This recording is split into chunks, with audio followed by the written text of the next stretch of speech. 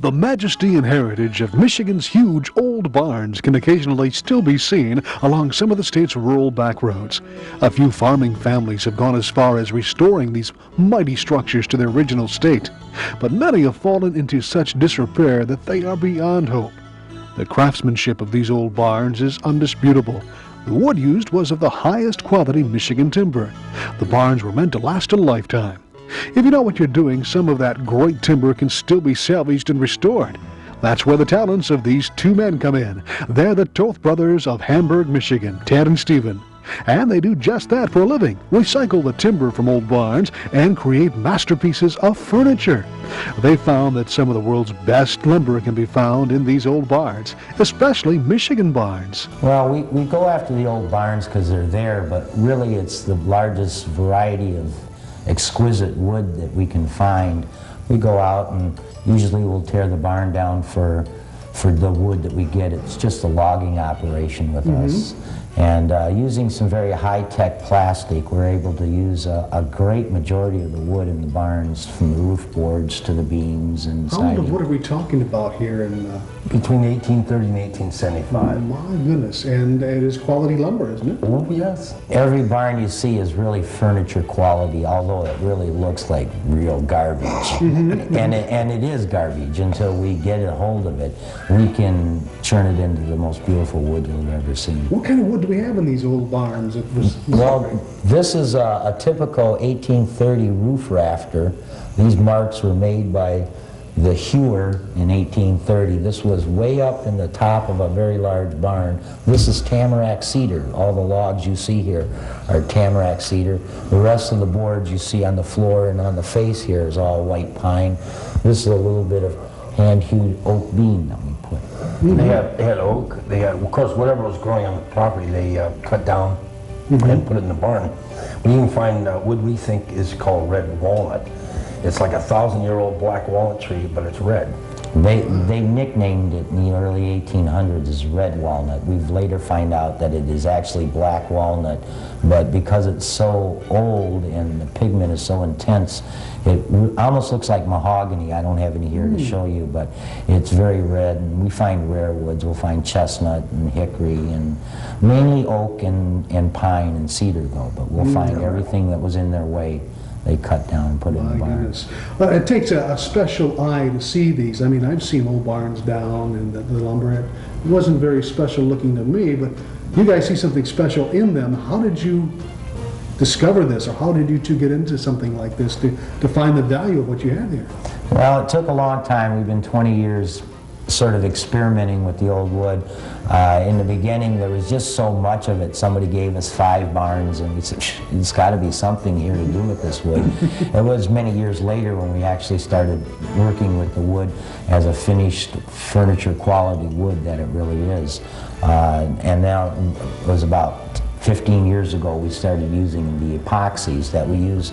This is via the wonderful world of plastics. All this color is natural, but the plastics make it possible to be a very durable and usable board. Even though a spot may be missing or rotten or cracked, we can fill it permanently and you don't even notice. My goodness. If the boards don't crumble, we can use them.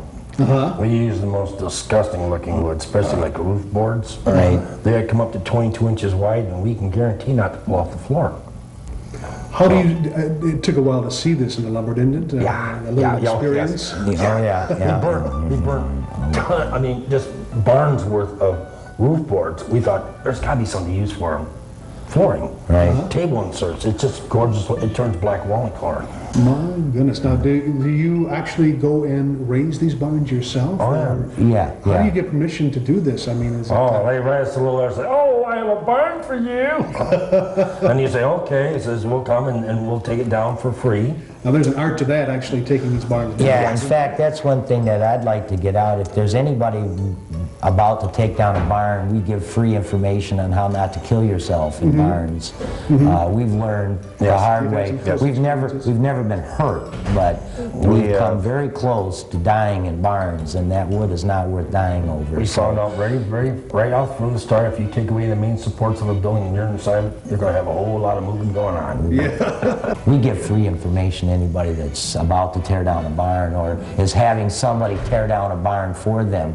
We'll tell them, you know, what they should be doing and what they shouldn't be doing. You know. Certainly they shouldn't be up on the barn taking the boards apart. We'll basically drop the whole barn like you see in our tapes, one piece. Usually when we do it right, it's one pull, the barn is flat. So Are there that many barns out there that are ready for destruction? In southeastern Michigan, we have on the books right now probably about 300 or 400 barns that we could get for free, just in our area. And when you realize that the barns stretch from Toronto to Wisconsin, they don't go very far south. The beams get small in Ohio. The snow load was up here. We had the timber up here, so our beams can get very big, and there's a lot of great antique oak in our So we're wood. looking at premium wood, old lumber in Michigan. It's a vast supply of antique lumber in Michigan that will be gone in 10 years. It will not exist. And what barns are left will become very valuable because they're the last of the old barns. Well, that's a great alternative. There are people who are restoring their old barns, but if it's beyond restoration as far as... You might as well use it. You might as well use it. You might as well put it to some real serious use, yeah. Sweet alternative. Right. What type of things do you use the wood for? You mentioned floors and bars and stools. What other things do you utilize the wood for? Our main product is mantles. That's what we sell most of. It's very similar to this kind of wood that we'll use, and we'll take a big beam and we'll cut it in half and split the beam in half and finish the top surface like this bar would be finished, and you'd still have the very rustic hand-hewed edge, but finished. This is not the way you get it out of the barn, obviously. We make tables, countertops. We make beds that no one likes to pick up. We make furniture very few people could destroy unless you have an axe or a chainsaw. We call our bed earthquake survival beds out there for California people. You don't want to be on the first floor and be part of the first floor during an earthquake.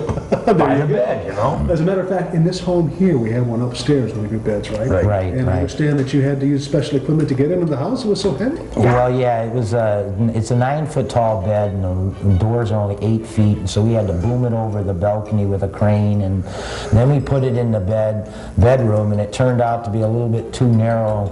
I ended up in the bedroom with an axe hewing the logs wider to make the mattress. So we actually did some hewing in the bedroom where the bed is now sitting. No, I didn't use a chainsaw. We did have some powerful saws, but no chainsaws in the bedroom. But yeah. But once it's there, it's pretty much it'll go through many generations as far as... all our furniture is built to last as long as the wood is already last. We want it to last for generations. Thank you very much for appearing in Michigan Magazine. Thank you. And best of luck. And we'll see you on the highways and byways. Okay, thanks. Thanks for joining us on this edition of Michigan Magazine. We hope you're having a good new year so far.